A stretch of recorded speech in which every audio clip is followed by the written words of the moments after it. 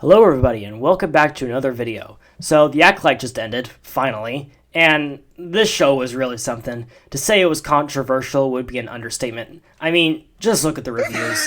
I actually was dreading watching every episode every week.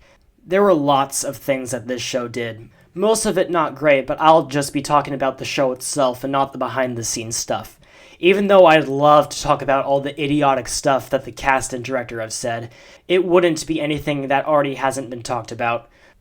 So let's not go down the rabbit hole and just talk about this dumb thing.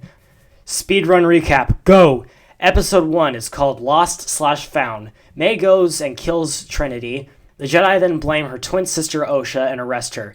She then breaks out of her prison ship that she was being transferred in, but then crashes. The Jedi then go to recover her. Osha gets some flashbacks of her past. She then convinces Sol that she's innocent, and they take her to where they think May will be next.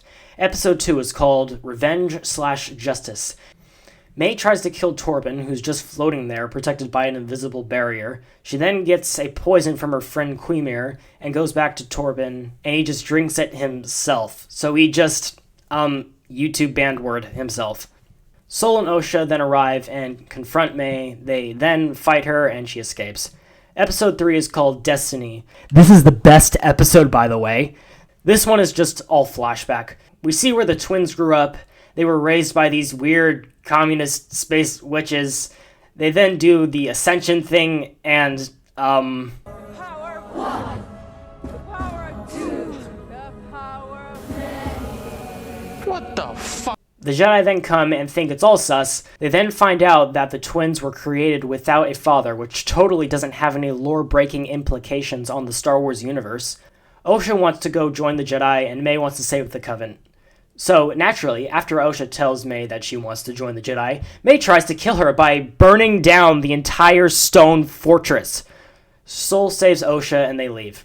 Episode 4 is called Day. May and Quimir arrive on Kofar to try and kill Konaka, who is a Wookiee Jedi.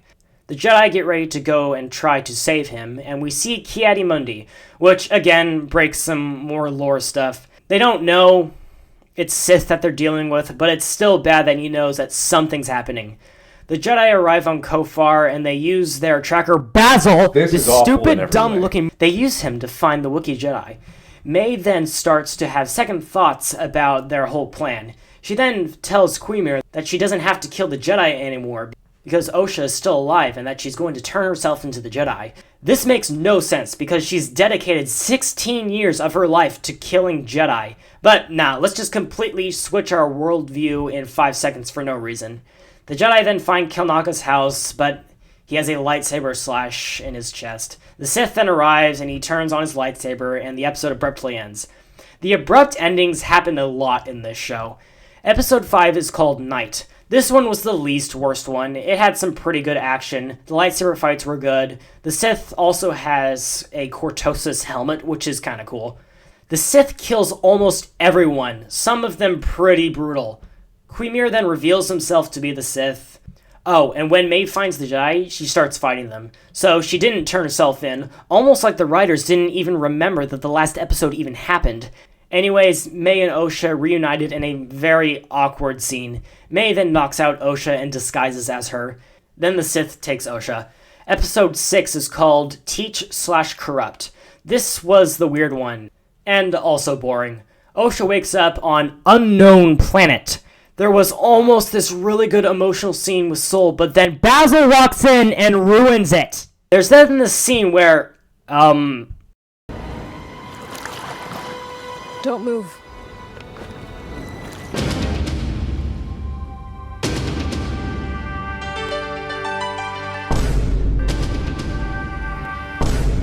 more boring dialogues. Sol figures out May is disguised as Osha. He restrains her and tells her that he'll tell her what happened 16 years ago.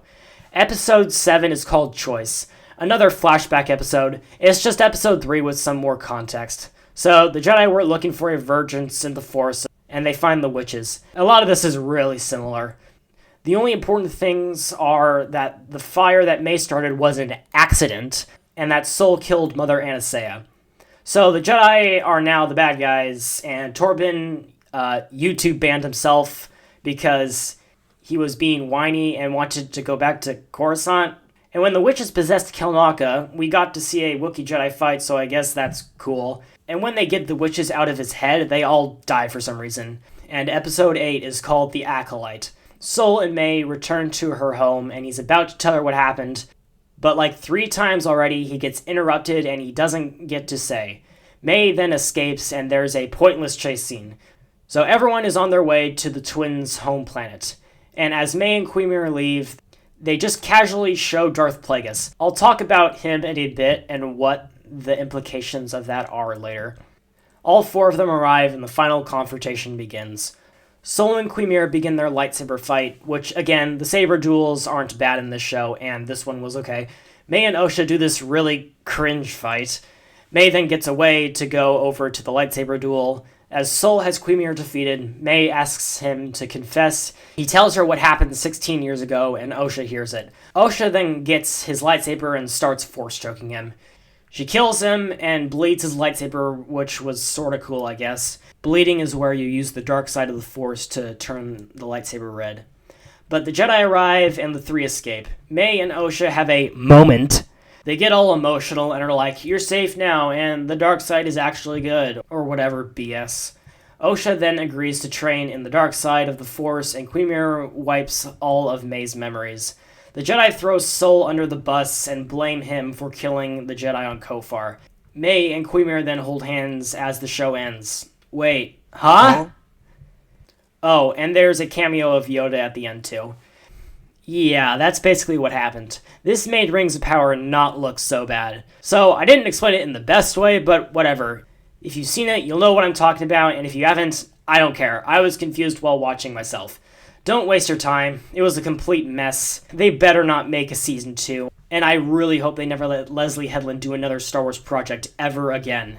This is still worrying to think about, but after episode 3, I really was considering not finishing the whole thing.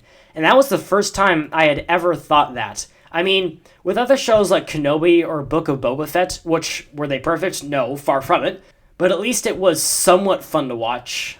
Also, I wasn't critiquing stuff as much as I am now. But did The Acolyte at least have 1 or 2 good parts? Well, yeah, the lightsaber fights were pretty good. And the acting from Lee Jung-jae was not bad as well. I mean, he took the time to learn English for this role. It really is a wasted opportunity. And the storyline of May and Osha, that has to be the weakest part of the whole show. I just didn't care about them at all. It was all messed up. They both were just switching sides, and it made no sense. Firstly, May, when they were going to Kofar, she just changed her mind on killing the Jedi after she had killed 2 already. And she's like, "I'm going to turn myself into the Jedi." But when she sees them, she starts fighting them. And then with Osha, when there's the big reveal, she just decides to turn to the dark side and kill Sol. And they kind of present it in the way where the Jedi are evil and the Sith are good. I know that was part of the show's premise, but ultimately the Jedi are good and the Sith are evil. But Disney really has been trying to make the Jedi the bad guys. And then there's the cameo of Darth Plagueis. When I first saw him, I thought, oh cool, it's Plagueis. But after a second, I realized that this had a lot of implications to it. Okay, it's cool to see him on TV for the first time, but did he really need to be there? He's not even supposed to be the main Sith Lord at this time. That would be his master, Darth Tenebrous. And also, he's one of those characters that doesn't need to ever be shown on screen. We don't need to see him to know he's important. I think he was way cooler when we didn't see him on screen. Obviously, there's the Plagueis book that I have yet to read, one of the top books on my list. But Plagueis being there implies that he probably has something to do with the twins' creation. Which, oh man, that really breaks a lot of stuff. The twins being created by the Force goes against a lot of the things George Lucas set up. Anakin is supposed to be the only one who was born without a father. It was the Force's response to Plagueis Insidious meddling with the Force. So it's just rewriting stuff for no reason, and Leslie Headland cementing her legacy or whatever, I don't know. But instead of being all negative about all the new stuff, which is hard to do, you can still go back and watch the old movies and TV shows. They're still just as good as they were if you just ignore all the new stuff. And besides, there's still new things to look forward to, like Season 2 of Andor. That's the most anticipated show for me. And there's also the Mandalorian movie, if that's still happening. I'm pretty sure it is. But as for the next Star Wars show, Skeleton Crew, the Stranger Things-like show starring Jude Law, I think whether it's good or not, it's going to have a hard time. With the reputation Star Wars and Disney have right now, people might not even want to watch it, and I wouldn't blame them. I myself have been less interested in Star Wars lately. I've been into other things like military stuff or anime. Don't get me wrong, I still love Star Wars the most, but I'm also enjoying other things too. We'll just have to see if they can get their act together and start fixing this up. I think it's unlikely that they will with the current state of Hollywood, but we'll see. Okay, that's it. If you want to watch some more fun things, you can go check out my gaming channel. I've been posting a little bit there. Also, come join my Discord server. Anyways, that's the video. Please leave a like and subscribe, and I hope to see you in the next video. Alright, goodbye.